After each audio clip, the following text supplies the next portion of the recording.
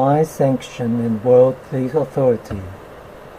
Throughout world history, leaders have with astonishing frequency claimed to speak on behalf of the ancestors, gods, or any number of other supernatural beings. On the face of it, this is a peculiar phenomenon. It's difficult to imagine how any individual could stand up and claim the patronage of the supernatural without being very rapidly ridiculed or cut down to size. So how did chiefs, kings, and emperors establish themselves as the instruments for higher powers? Anthropologists have described this transition in Pacific Island society using the distinction between big man system and chieftains. Big men achieve their positions of power and influence through personal skill and efforts, winning over a coterie of followers.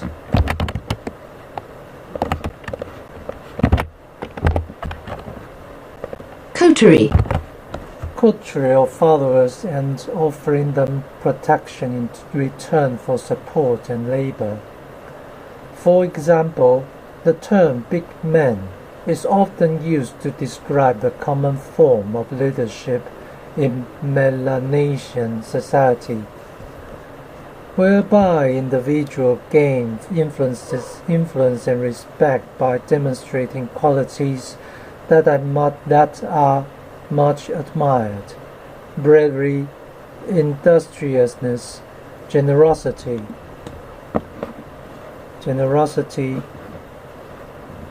oratorical skills, magical powers, and the ability to amass wealth. But crucially, when the big man dies or loses his grip, his authority dies with him. By contrast, the status, power, and wealth of the chief is largely ascribed, typically as birthright. Often it takes the form of some mystical essence, passed down through the chiefly lineage.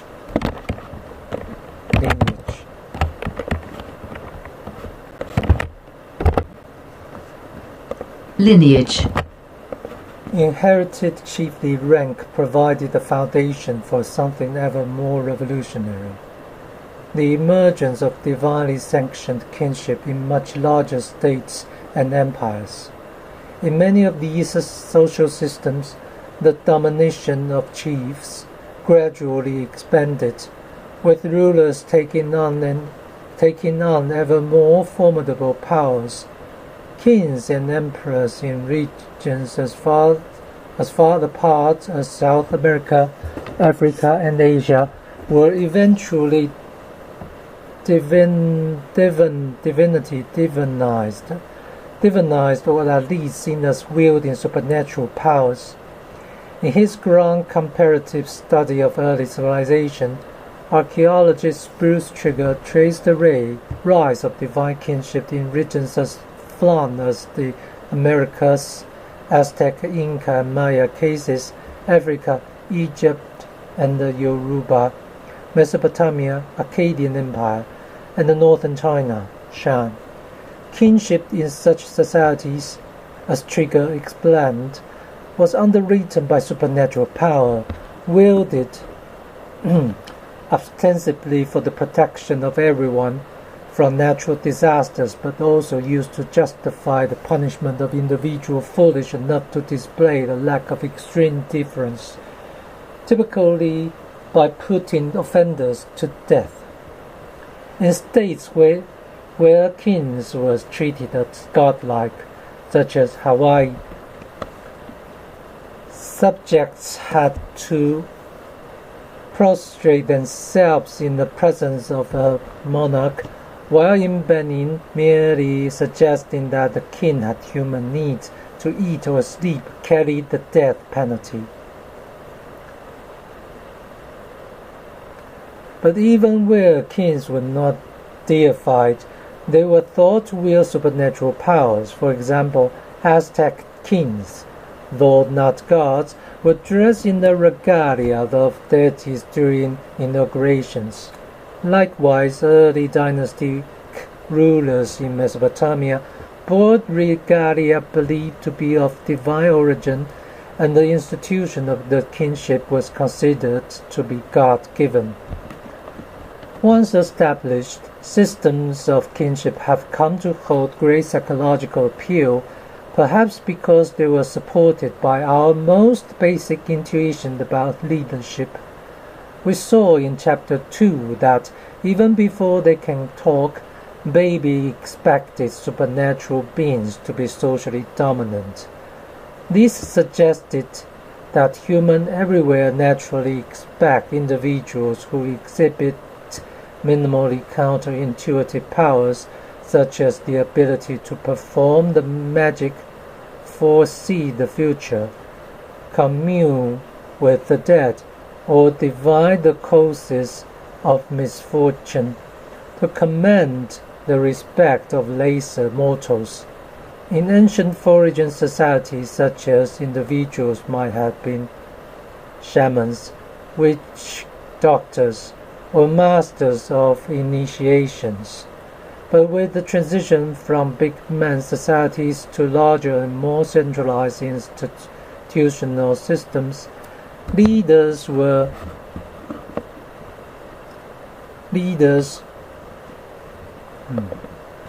increasingly imagined to wield much mightier forms of supernatural power. Nevertheless, while it may be easy to understand how we end up accepting such leaders once they are well established and surrounded by powerful armies and imposing fortifications, that doesn't tell us much about how such systems got off the ground in the first place. While it is hard to reconstruct in detail how self-made leaders turn into systems of inherited rank for the first time, in various societies we can say with some confidence when it first happened. In ancient Egypt this leap occurred thousands of years whereas in sub-Saharan Africa it occurred much later. In some regions we might venture to pinpoint when the threshold was passed. For example, Naram Sin, who reigned.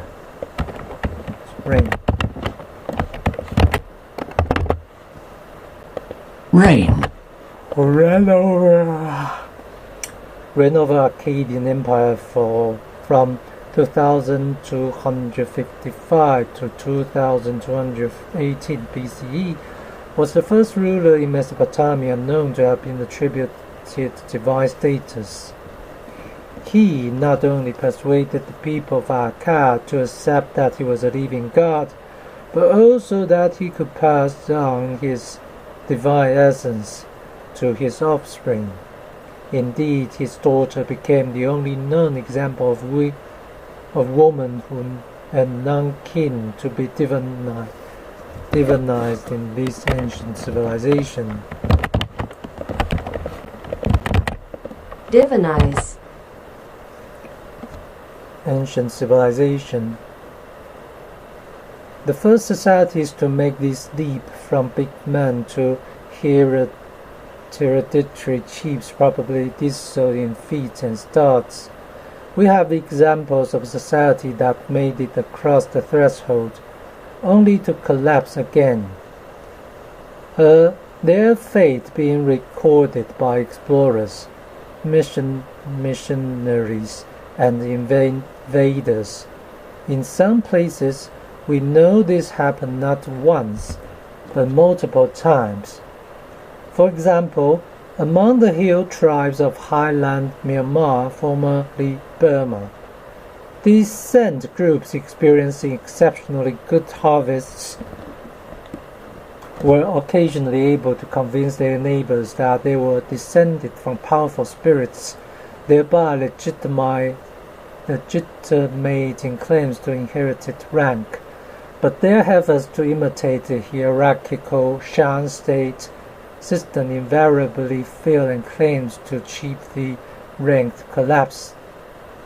It has been shown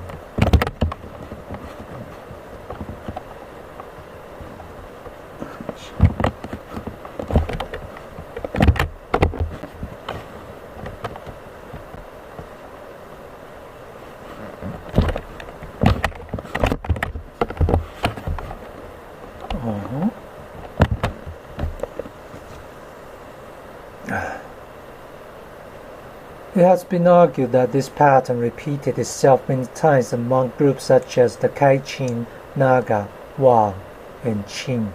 So, making the transition is not easy, but we can gain a glimpse of how leaders try and sometimes fail to achieve it by looking to the ethnographic record. First, that involves recognizing that not all types of supernatural leadership are the same. Many types of leadership involving the exercise of supernatural powers can be placed on a continuum. Continuum.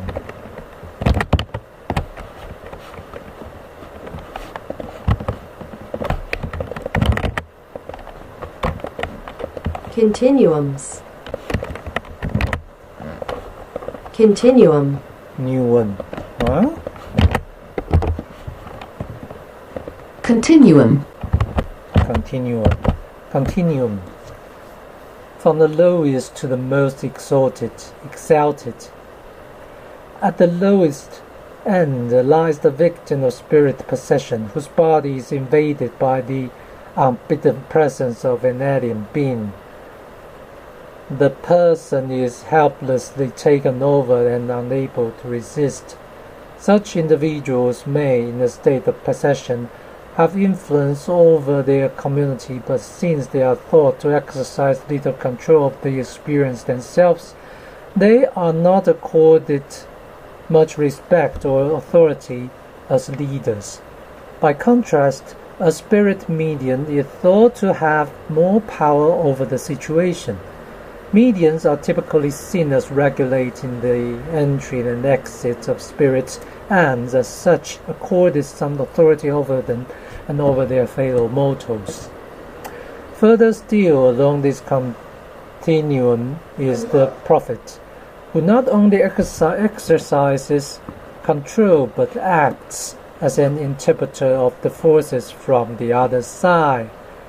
Such individuals wield higher authority in themselves by not only channeling the spiritual world but shaping its impact on this world. And finally, at the most exalted end of the spectrum lies divine kinship and apotheosis.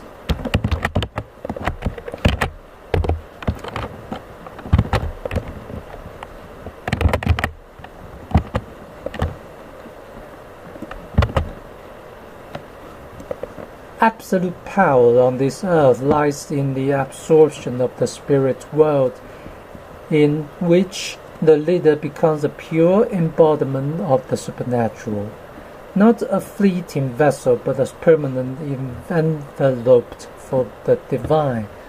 Such figures of authority, whether in the form of emperors or messiahs, are seen as infallible. Their word can easily become law. This scheme captures some key features of the way leadership resting on claims to supernatural powers has evolved over thousands of years. But there are also rare moments when anthropologists have been able to observe the dynamics of the transition in real time.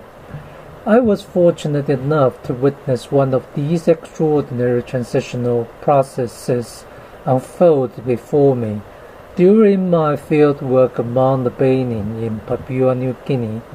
Traditionally, the Benin did not have hereditary chiefs. Positions of leadership in the community had to achieve by gaining a reputation as a pillar of community. For a man, this meant accomplishing great feats as warrior, orator, magician, or ritual expert. For a woman, it typically meant bearing and raising many children, or taking a leading role in the sacred initiation of girls, or the organization of communal feasts. But nobody claimed the right to boss other people around based on claims to sacred authority. Leaders lacked the spiritual superiority of inherited rank, and there were no chiefs or kings who claimed to be gods or even to be acting on their behalf. But during my fieldwork, I had an exceptionally rare opportunity to witness efforts to change all that. In my village, a young man in his early 20s, Tanotka, suffered a delirium.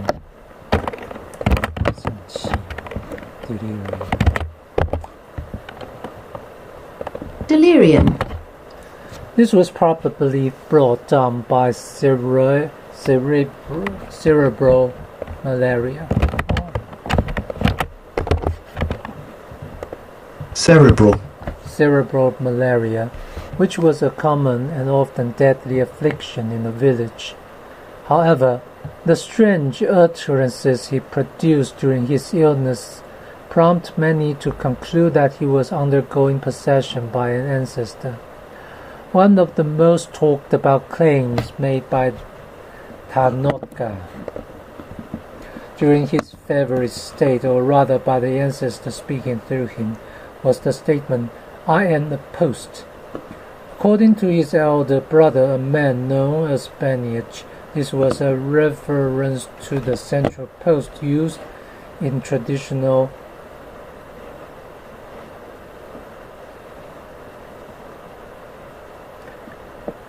Benin houses to support the roof.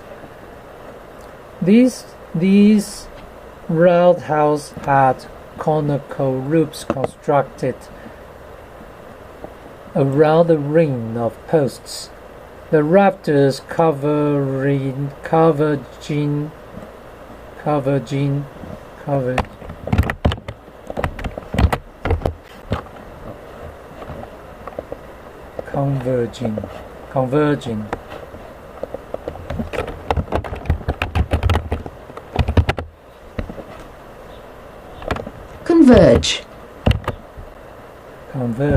converging on the central post in the middle. According to Benin, the ancestor speaking was saying that he would support the community symbolized by the ring of posts, so that they could lean on him, like the rafters leaning on the central posts, in their efforts to be reunited with all their dead relatives. This was taken to be a sign that the miracle of returning ancestors was now imminent. To translate these elements of leadership into the scheme described above, we might say that Tanotka was merely a helpless victim of spirit possession, unable to control his predicament. But his brother Beninch assumed a leadership role more like that of a spirit medium, channeling Tanotka's message. More than that, however, Beninch wanted to serve as a guide to the will of the ancestors. In fact, after Tanotka recovered from his illness, he started to have further visions and to make additional cryptic statements, working closely with Beninch to make sense of it all. Together, they assumed the role of prophets, interpreting messages from the other side. Tanotka gradually began to withdraw from public life, becoming a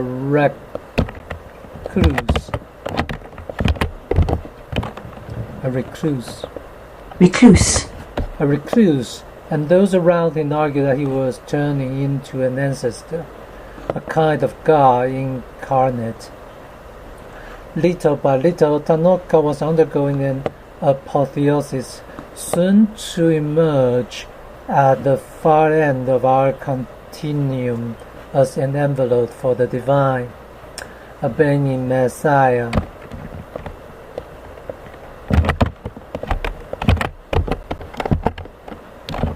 Envelope. Oh.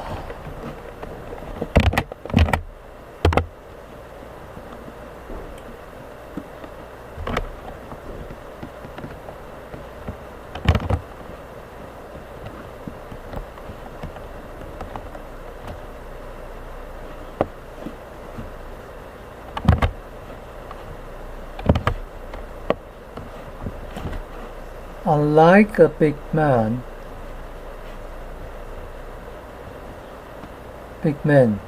whose authority is expunged upon his death,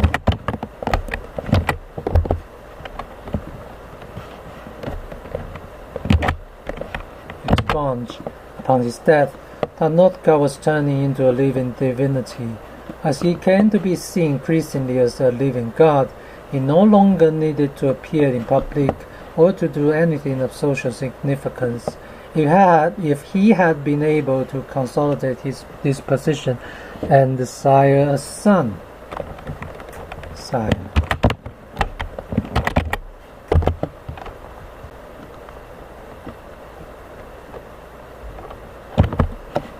There would surely have been plausible grounds to claim that Tanoka's offspring would inherit his divine status.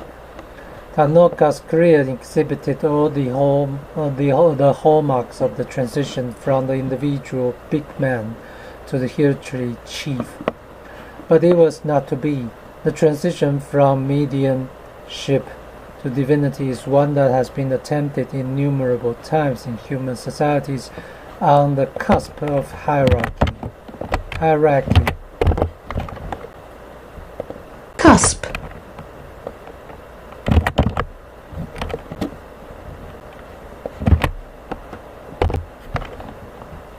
Hierarchy.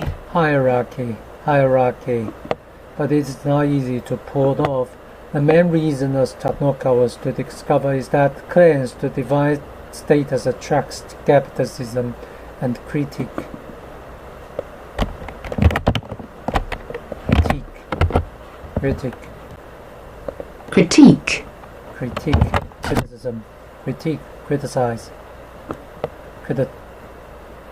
Critical. Humans are sensitive to cues that claims to supernatural status are self-serving, legitimating claims to social dominance. For this reason, Tanoka could not declare himself to be a living ancestor, but could only aspire to that position via the efforts of another. If Benin pushed him forward, then Tanoka could feign reluctance to assume the mantle of authority before eventually according to his exalted destiny.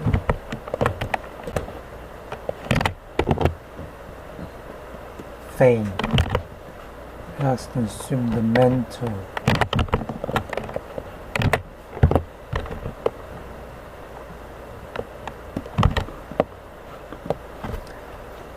Despite this Machiavellian ingenuity, however, Tanoka's claims to leadership eventually collapsed. In part, it was because the splinter group with which Tanoka was associated was forced to disband following the failure of his prophecy.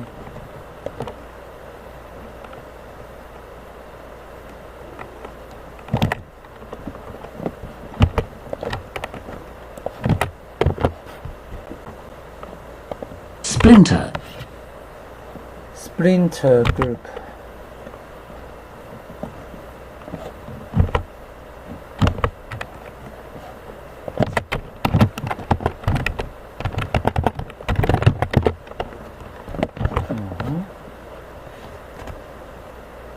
His followers destroyed all their livestock and consumed the meat in lavish feasts to celebrate the return of their ancestors. But when the ancestors never arrived, they were faced with the threat of starvation and had to give up on the splinter group and his leader, returning to the drudgery of their everyday life. Drudgery. It is clear that efforts to achieve chiefly or aristocratic status based on claims to supernatural power did not meet with widespread or lasting success in the traditional cultures of mainland Papua New Guinea. But in the example of Tanoka, we get a glimpse of how one individual might, in the right circumstances, if making the right claims, and being supported by the right backers, lay claims to supernatural authority. This must have happened also in the prehistory of civilizations ranging from ancient Mesopotamia to the Inca Empire. But one need not travel too far from mainland Papua New Guinea to find examples of leaders with better luck than Tanoka laying claim to this kind of power.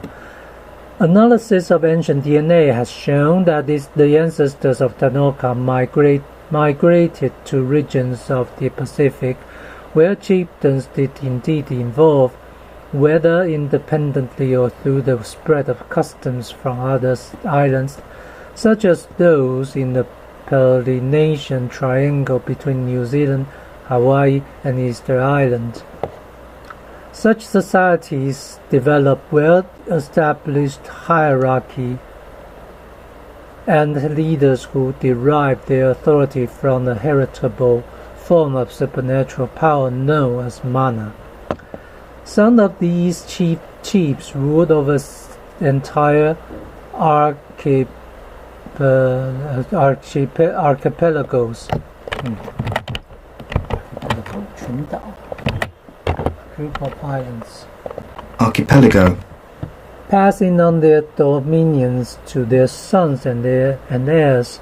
Those with mana did not simply grab powers, they came to embody it. Once this transition has been accomplished, its effects are transformative.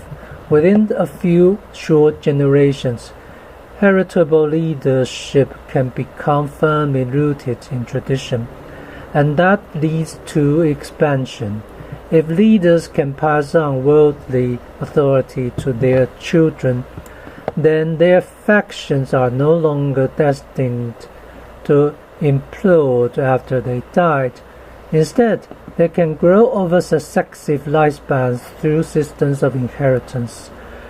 This invention, therefore, marks the shift from a relatively small-scale social system based on the balance of power among groups formed through bonds of kinship and descent, to the first much larger-scale hierarchical societies with ruling elites. For the early farmers of prehistory, this would prove to be a mixed blessing. Once discovered, heritable forms of supernaturally sanctioned power revolutionized the political landscape, creating wealth and power. But not for everybody. This turn had a dark side. The earliest rulers wielding supernatural power tended to take the idea of political domination to extremes. Nowhere is this more evident than in the widespread practice of human sacrifice.